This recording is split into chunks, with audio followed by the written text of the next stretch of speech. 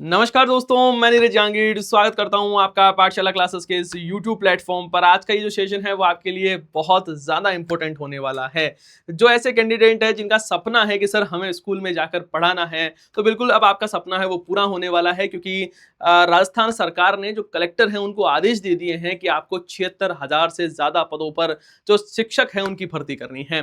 क्या पूरा अपडेट है उसके बारे में डिटेल से डिस्कशन करेंगे। यहाँ पर आप देखोगे पिछले कुछ समय से बहुत सारे ऐसे न्यूज़ है वो आ रही है कि जैसे यहाँ पर लिखा हुआ है, देखो ये भास्कर की न्यूज़ है कि 1.25 लाख पद रिक्त सेकंड ग्रेड टीचर से 43,000 पद है वो यहाँ पर आपको कम देखने को मिलते हैं। उसके बाद में एक न्यूज़ और आई थी कि ये कैसी विडंबना है कि शिक्षा विभाग का वैकेंसी मॉडल हर चौथी कुर्सी है वो खाली है, कि जब टीचर नहीं है पढ़ाने के लिए तो कैसे एक बच्चा पढ़ेगा, कैसे सक्सेस होगा, कैसे वो अपनी बढ़िया तरीके से हर एक सब्जेक्ट को पढ़ पाएगा। जब आप तैयारी कर रहे हो, एक सब्जेक्ट को नहीं पढ़ते हो तो कितना आपको लगता है कि सर ये सब्जेक्ट है वो, या आपको पास में सही से नोट्स नहीं मिलते या सही से टीचर नहीं मिलता, तो बड़ा आपको असमंजस होता है, बड़े परेशान होते हो। लेकिन एक छोटा बच्चा जो कि 8th क्लास में, 9th क्लास में, 10th क्लास में, जब उसको पता है कि हमारे स्कूल में इंग्लिश का टीचर ही नहीं है, तो फिर वो टीचर वो कैसे ना कैसे एडजस्ट करते हैं, कोई दूसरा सब्जेक्ट का टीचर है वो इंग्लिश पढ़ाता है। तो ये एक प्रकार का शिक्षा मॉडल है, उसकी बुरी स्थिति है। तो यहाँ पर कहा जा रहा है कैसी ये विडंबना है कि शिक्षा विभाग की वैकेंसी मॉडल हर चौथी कुर्सी है वो यहाँ पर आपको खाली देखने को मिलती है।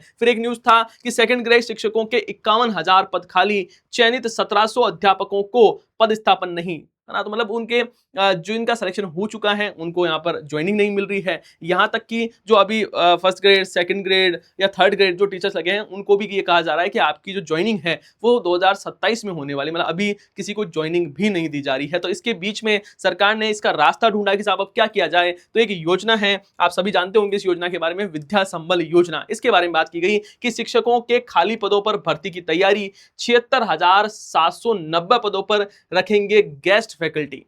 मतलब शिक्षा विभाग के पास में इतनी बड़ी समस्या, आप सोचो कितनी बड़ी समस्या है। इधर बहुत सारे युवा हैं जो चाहते हैं कि हम फुल फ्लैश पढ़ाना चाहते हैं, हमारी सरकारी नौकरियों की जरूरत है। उधर स्टूडेंट है वो इस आस में बैठे हैं कि हमें कोई अच्छा टीचर है वो पढ़ाने को मिले। मतलब दोनों तरफ मांग है, लेकिन सरकार शायद अच्छे से काम नहीं कर पा रही है ना।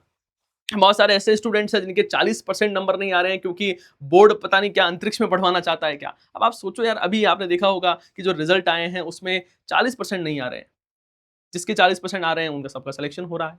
तो ये तो कहीं न कहीं समस्याएँ हैं। या तो बोर्ड ये चाहता है कि साहब हर टीचर को हर सब्जेक्ट है वो आए, हर व्यक्ति हर सब्जेक्ट में मानता रखे, उसको सब्जेक्ट भी उतनी बेहतरीन तरीके से आए और उसको जीके भी उतनी बेहतरीन तरीके से आए। ऐसा थोड़ी ना पॉसिबल है ना? या तो आप पेपर का लेवल ऐसा तैयार करो कि जिससे पता लग सके कि एक्चुअल किसमें किसने मेहनत की है। वरना क्या होता है, जब पेपर का लेवल बहुत उल्टा-सीधा प्रकार का बनाया जाता है तो गधे और घोड़े एक ही रेस में दौड़ने लगते हैं। तो ऐसा नहीं होना चाहिए और ऐसा ही हो रहा है, उसकी वजह से सिलेक्शन नहीं हो रहे हैं, सीटें खाली पड़ी हुई है। उधर जो स्टूडेंट है वो आपने देखा होगा, आए दिन न्यूज़ में आप देखते हो कि धरने प्रदर्शन होते हैं, लगातार बच्चे डिमांड करते हैं कि हमारे पास में इस सब्जेक्ट का टीचर नहीं है, इस सब्जेक्ट का टीचर नहीं है। एक जगह मैं न्यूज़ पढ़ रहा था अभी 15 अगस्त को, है ना, स्कूल के ताला लगा दिया गया, स्कूल को खोलने नहीं दिया गया।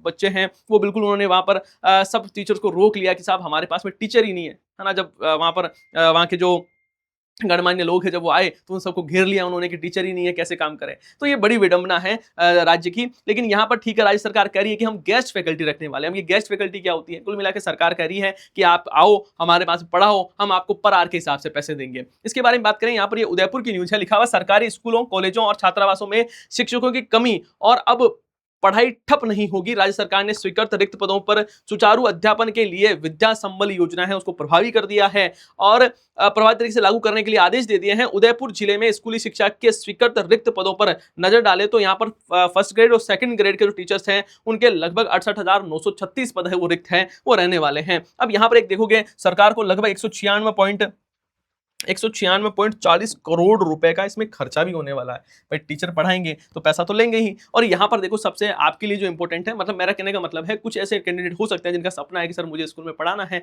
तो ठीक है आप इसमें अप्लाई कर सकते हो, उसके साथ साथ में आप तैयारी भी कर सकते हो। यहाँ पर कलेक्टर को देखो लिखा हुआ है कि मुख्य सचिव ने, मतलब हमारे जो श्रीनिवासन जी हैं, उन्होंने सभी जिला कलेक्टर को पत्र भेजकर पूर्ण पारदर्शिता के साथ में मेरिट के आधार पर भर्ती के निर्देश दे दिए हैं। मतलब गेस्ट फैकल्टी आपने देखा होगा, बहुत सारे आपके बड़े भाई बहन होंगे जो पढ़ा भी रहे हैं, है ना। बीच में भी यहाँ पर वैकेंसी आई थी, उसमें भी बहुत कैंडिडेट है वो पढ़ा रहे हैं sir, as a guest faculty हम यहाँ पर पढ़ाते हैं। अब इसमें गेस्ट फैकल्टी में होता क्या है, जैसे मान लो कोई फर्स्ट ग्रेड में पढ़ा रहा है, व्याख्याता है वो पढ़ा रहा है, तो उन्हें 400 रुपए पर आवर के हिसाब से मिलते हैं, मतलब महीने के 30,000 रुपए उनको दिए जाते हैं। कोई सेकंड ग्रेड के तौर पर पढ़ा रहा है, मतलब उसके पास में योग्यताएं हैं सेकंड ग्रेड को टीचर स्टूडेंट को पढ़ाने के लिए, तो यहाँ पर उन्हें 350 पर आवर के हिसाब से मिलते हैं, मतलब 25,000 रुपए प्रति माह उनको सैलरी बनती है। यदि आप थर्ड ग्रेड के टीचर हैं, इसके तौर पर गेस्ट फैकल्टी के रूप में पढ़ा रहे हैं, तो यहाँ पर आपको 300 रुपए पर आवर के हिसाब से पैसा मिलता है, और टोटल हम बात करें तो यहाँ पर आपको 21,000 रुपए मिलते हैं। यदि कोई कॉलेज की फैकल्टी है तो उनको ज्यादा पैसा मिलता है, और मैक्सिमम 60,000 रुपए हैं वो यहाँ पर आपको मिलते हैं यदि आप कॉलेज में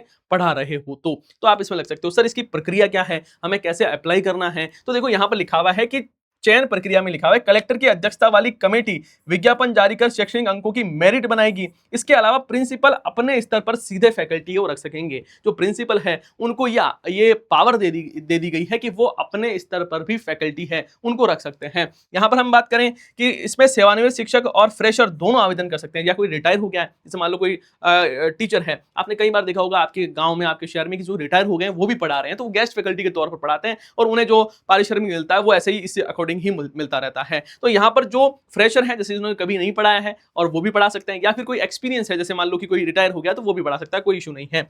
ये नियुक्ति फर्स्ट सेमेस्टर या फर्स्ट सत्र के लिए पूर्णतः स्थायी होगी, और नियमित नियुक्ति होते ही सेवा अपने आप समाप्त हो जाएगी। देखो इसमें क्या है कि जैसे मान लो कि कोई स्कूल है और उसमें इंग्लिश का टीचर नहीं है सेकंड ग्रेड का, तो जब तक नया टीचर नहीं आ जाता तब तक आप रहोगे, एक सत्र के लिए आप रहोगे। ऐसा नहीं है कि मान लो आपके आज नियुक्ति हुई और 20 दिन बाद में कोई टीचर आ गया तो आपको घर भेज देंगे, नहीं, एक सेमेस्टर तो आप हुई, लेकिन उसके बाद में यदि वो टीचर आ जाता है तो फिर आपको वो वापस मतलब नेक्स्ट सत्र के लिए जो टीचर परमानेंट आया है वो इसमें अप्लाई करेगा। कुल मिला के आपके लिए ठीक है, ये एक मौका रहेगा कि हाँ आपको स्कूल में पढ़ाने का मौका भी मिलेगा, उसके साथ साथ में आप अपना सब्जेक्ट है उसे भी बेहतर है वो कर सकते हो, तैयारी भी साथ में कर सकते हो। टोटल 76,790 पदों पर ये रहने वाले हैं। कलेक्टर की कमेटी है विज्ञापन जारी करेंगी, और प्रिंसिपल के स्तर पर भी ये चीजें हैं वो हो सकती है। तो इससे आपके पास में अच्छा मौका रहेगा जिसमें आप जो आगे पढ़ाना चाहते हो तो वो आपकी इच्छाएं हैं वो पूरी होगी। लेकिन ध्यान रखना है, आपका लक्ष्य ये नहीं है कि साहब हमें किसी गेस्ट फैकल्टी के तौर पर पढ़ाना, आपका टारगेट है सिलेक्शन लेना, और सिलेक्शन लेने के लिए आपकी शानदार तरीके से पढ़ना पड़ेगा।